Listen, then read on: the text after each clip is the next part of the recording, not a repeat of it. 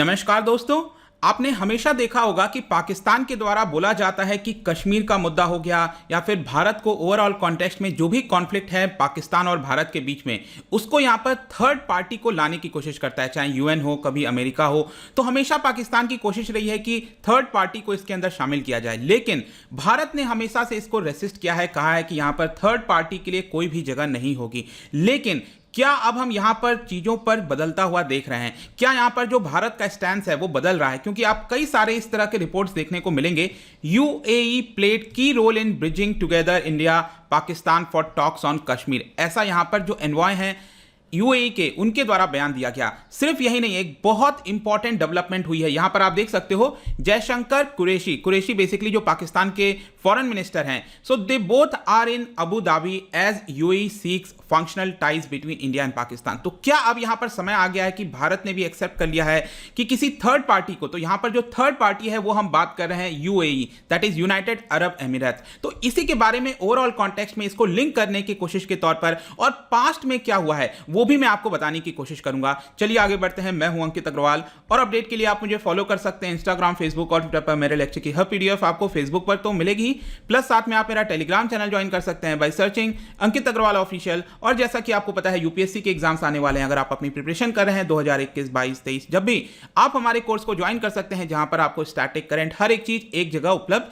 करा दिया जाता है। तो चलिए सबसे पहले यहां पर देखते हैं एग्जैक्टली हो क्या रहा है, हम क्यों इसके बारे में डिस्कस कर रहे हैं। बेसिकली क्या हुआ है कि यहां पर हमारे external affairs minister S Jaishankar साहब और पाकिस्तान के फॉरेन मिनिस्टर जो काउंटर पार्ट हैं शाह महमूद कुरैशी, दोनों लोग एक ही समय बताया जा रहा है कि यूएई की जो कैपिटल है अबू धाबी, वहां पर पहुंच गए हैं। और प्रेडिक्ट किया जा रहा है ऐसा कि जो गल्फ कंट्री है ये यूएई, वो एक तरह से मीडिएटर का रोल प्ले कर रहा है। दोनों देश के बीच में जो टेंशंस बढ़ गई हैं उसको यहां पर कम करने के लिए, चाहे कश्मीर का मुद्दा हो या फिर ओवरऑल कॉन्टेक्स्ट में जो भी भारत और पाकिस्तान के जो मुद्दे हैं उसको सुलझाने के लिए। क्योंकि इस समय आपको समझना है कि दोनों देश कहीं ना कहीं डायरेक्टली बातचीत करने के लिए रेडी नहीं है। तो इस वक्त कहीं ना कहीं जो थर्ड पार्टी है, जो मीडिएटर है, उसका रोल इंपॉर्टेंट हो जाता है। और आप यहां पर देख सकते हो जो कुरैशी हैं वो ऑलरेडी सैटरडे को चले गए थे, अबू धाबी पहुंच गए थे 3 दिन के ट्रिप के लिए। और हमारे जो एक्सटर्नल अफेयर्स मिनिस्टर हैं वो भी यहां पर संडे को चले गए, अबू धाबी पहुंच गए। और हो सकता है कि शायद वो कल रात को ही लौट गए होंगे या फिर आज सुबह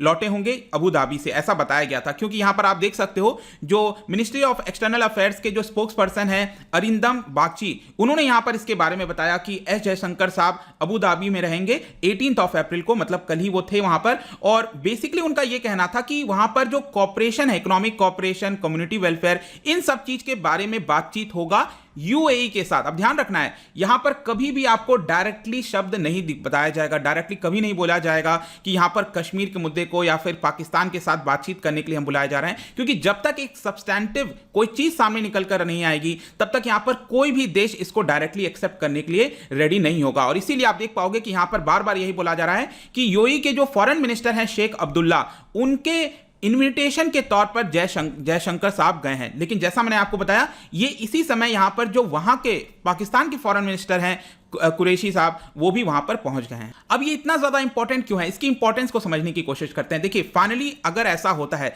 तो बहुत ही ज्यादा क्रूशियल हो जाएगा दोनों देश के बीच में, ताकि कोई ना कोई बातचीत स्टार्ट हो सके। क्योंकि अल्टीमेटली आपको समझना है कितना भी ज्यादा प्रॉब्लम हो, कितना भी ज्यादा हम खफा रहे हैं, प्रॉब्लम में रहे यहां पर, लेकिन अल्टीमेटली आपको समझना है कि ये जो पड़ोसी देश है वो तो हमारा परमानेंट नेबर है ना। जैसे हमारे डॉक्टर मनमोहन सिंह साहब ने कहा था कि ये तो परमानेंट है, हम इसको चेंज नहीं कर सकते कभी। तो अल्टीमेटली यहां पर बातचीत के बाद से ही चीजें सुलझ सकती हैं। तो एक तरह से ये स्टार्टिंग पॉइंट हो सकता है जो कि आगे का दरवाजा खोल देगा बाकी के बातचीत के लिए। यहां पर एक स्टेप हो सकता है नॉर्मलाइजिंग की तरफ, ऐसा यहां पर डिप्लोमेट्स के द्वारा बताया जा रहा है। और स्पेशली आपको याद होगा जो आर्टिकल 370 को स्क्रैप किया गया था, उसके बाद से तो यहां पर कोई भी बातचीत नहीं हुई है दोनों देशों के बीच में। और इसका सबसे मेन कारण यह भी है कि दोनों देश के अंदर जो हाई कमिश्नर होते हैं, एनवॉइस जो होते हैं, उनको यहां पर बुला लिया गया है। मतलब कि बातचीत का जो पूरा रास्ता है वो एक तरह से बंद हो चुका है। ये एक सबसे बड़ी प्रॉब्लम है। तो इसकी वजह से जो भी यहां पर बातचीत हो रही है, हो सकता है सबसे पहला जो स्टेप लिया जाएगा वो ये है कि दोनों देश वापस से जो हाई कमिश्नर्स होते हैं, क्योंकि हम दोनों कॉमनवेल्थ कॉमनवेल्थ कंट्रीज के अंदर आते हैं तो इसको हाई कमिश्नर बोलते हैं, अदरवाइज बाकी जगह आपने देखा होगा कि एम्बेसडर्स बोला जाता है। और अगर ये ऐसा हो जाता है तो हम एक्सपेक्ट कर सकते हैं कि इस साल के एंड में बताया जा रहा है कि इस्लामाबाद में सार्क की समिट कंडक्ट कराई जानी है। तो मे भी पॉसिबिलिटी है ऐसा कि हमारे प्राइम मिनिस्टर मोदी इस्लामाबाद जा सकते हैं, वहां पर सार्क की समिट में पार्टिसिपेट कर सकते हैं, क्योंकि 2016 से अगर आप देखोगे तो यहां पर जो सार्क की समिट है वो एक तरह से पेंडिंग चल रही है, and specially due to Uri attack. In fact आपको याद होगा कि जो सार्क समिट होता है उसमें फॉरेन मिनिस्टर्स की भी मीटिंग होती है, होम मिनिस्टर्स की मीटिंग होती है, डिफेंस में। तो यहां पर हमारे राजनाथ सिंह जो हैं वो पाकिस्तान गए थे, लेकिन कुछ ऐसी चीजें हुई थी जैसे कि उनके द्वारा बोला गया कि जो हमारे इंडियन रिपोर्टर्स हैं उनको अलाउ नहीं किया जा रहा था, जो आपका कॉन्फ्रेंस रूम वगैरह होता है, इसकी वजह से वो वापस तुरंत वहां से चलकर आ गए थे। ये वाला भी पूरा मुद्दा हुआ था 2016 में, अगर आपको याद हो तो। सिर्फ यही नहीं, अभी रिसेंटली आपको याद होना चाहिए, लास्ट मंथ तजिकिस्तान के अंदर heart of Asia Istanbul process conduct कराया गया था। बेसिकली अफगानिस्तान के सिक्योरिटी और उसके रीजन में आसपास जो सिक्योरिटी होनी चाहिए उसको लेकर ये कॉन्फ्रेंस होता है हार्ट ऑफ एशिया, जिसके अंदर भारत ने भी पार्टिसिपेट किया था। तो जो हमारे एक्सटर्नल अफेयर मिनिस्टर हैं एस जयशंकर और जो कुरैशी हैं सेम, दोनों फेस टू फेस आए थे, लेकिन यहां पर अगेन कोई भी बातचीत नहीं हुई थी ऐसा बताया जा रहा है। तो अब देखिए, अब इसकी इंपॉर्टेंस को आप समझने की कोशिश करिए, लिंक करने की कोशिश करिए। एक बहुत ही इंपॉर्टेंट स्टेटमेंट आया है यूएई की तरफ से। अब बेसिकली क्या हुआ था कि जो यूएई के एम्बेसडर हैं यूएस के अंदर, जिनका नाम है यूसुफ अल उतैबा, इन्होंने बेसिकली क्या हुआ, इनके द्वारा एक प्रेस कॉन्फ्रेंस कंडक्ट किया जा रहा था। जो रिपोर्टर्स हैं वो कई सारे सवाल पूछ रहे थे। अब इसको ध्यान से देखना, यहां पर जो रिपोर्टर्स हैं उन्होंने ये जो एम्बेसडर हैं उनसे एक सवाल पूछा, ये कहा कि क्या पाकिस्तान एक इंपॉर्टेंट मीनिंगफुल रोल प्ले कर सकता है अफगानिस्तान के पीस प्रोसेस में। आपको पता है रिसेंटली अफगानिस्तान को लेकर काफी चर्चा हो रही है, यूएस जो है वो अपने ट्रूप्स को विड्रॉ कर लेगा 9/11 आते आते। तो यहां पर क्या पाकिस्तान एक मीनिंगफुल रोल प्ले करेगा कि नहीं करेगा अफगानिस्तान के अंदर, सवाल ये था।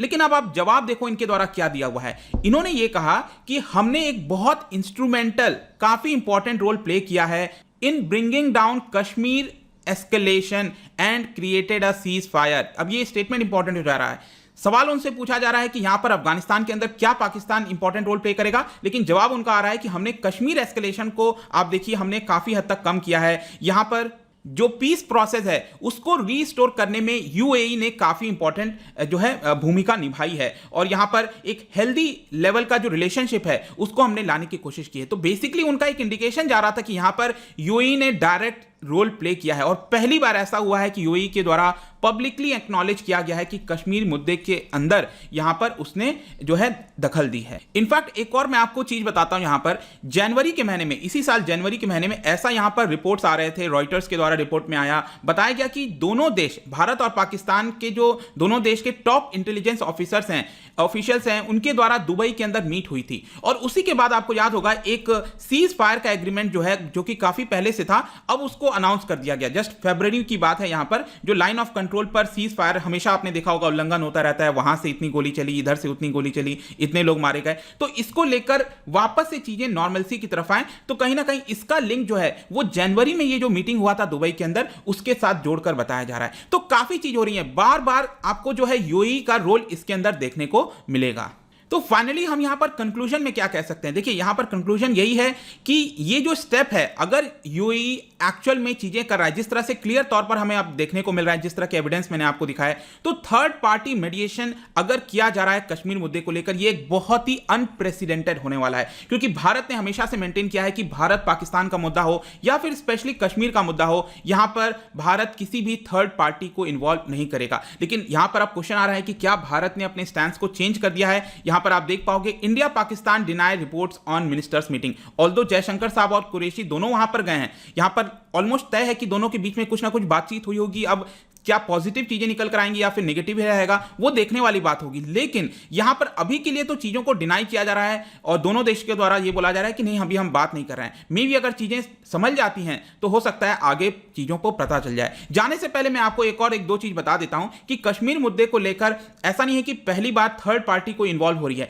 पहले कुछ देशों ने इन्वॉल्व होने की बात कही थी। पिछले साल आपको याद होगा डोनाल्ड ट्रंप के द्वारा एक दो बार बयान भी आए थे ऐसा। इनफैक्ट डोनाल्ड ट्रंप ने तो 2019 में एक बयान दे दिया था जो कि बहुत ही कॉन्ट्रोवर्शियल हो गया था। उन्होंने कहा कि प्राइम मिनिस्टर मोदी ने रिक्वेस्ट की है कि कश्मीर मुद्दे को लेकर आप यहां पर दखल दीजिए, आप इसमें इन्वॉल्व होइए ताकि चीजें सुलझ जाएं। लेकिन ऑफ कोर्स भारत ने इसको कंप्लीटली तुरंत जो है डिनाई कर दिया था। इसके अलावा 1997 में भी एक ऐसा मौका आया था, बेसिकली यूके से जो उनकी क्वीन है, क्वीन एलिजाबेथ टू, वो भारत के दौरे पर आ रही थी और उसके जस्ट पहले यहां पर यूके बेसिकली ये कह रहा था कि वो मीडिएट करने के लिए रेडी है भारत और पाकिस्तान के बीच में। लेकिन उस समय 1997 में हमारे प्राइम मिनिस्टर थे आई.के. गुजराल, उन्होंने इसको तुरंत नकार दिया और कहा, ब्रिटेन को देखिए क्या कहा, third rate power nursing illusions of grandeur.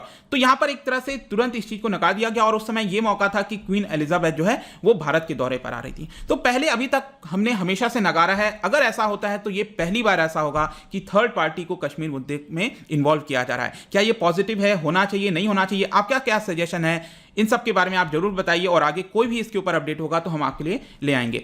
जाने से पहले मैं आपके लिए एक इंपॉर्टेंट क्वेश्चन लेकर आया हूं। जो कश्मीर वैली है, क्या आप मुझे बता सकते हो कि कौन से लोकेशन पर आपको देखने को मिलेगी? कौन से जो माउंटेन रेंजेस है उन दोनों माउंटेन रेंजेस के बीच में आपको देखने को मिलती है? ये 4 ऑप्शन है। इसका जो राइट आंसर है आपको पता ही है, मेरे इंस्टाग्राम पर तो आपको मिलेगा ही। अगर आप इंस्टा पे नहीं हो कोई बात नहीं, टेलीग्राम से भी आप इसका राइट आंसर ले सकते हैं। मैं कई सारे एमसीक्यूज यहां पर डालता रहता हूं स्टोरीज के फॉर्म में, आप जाकर प्ले कर सकते हो। अगर आप मुझसे इकोनॉमी पढ़ना चाहते हैं, कोई भी कोर्स परचेज करना चाहते हैं, स्टडी IQ ऐप पर जा सकते हैं। होप की वीडियो आपको पसंद आया होगा। मिलता हूं आपसे next time. Till then, thank you very much, see you soon.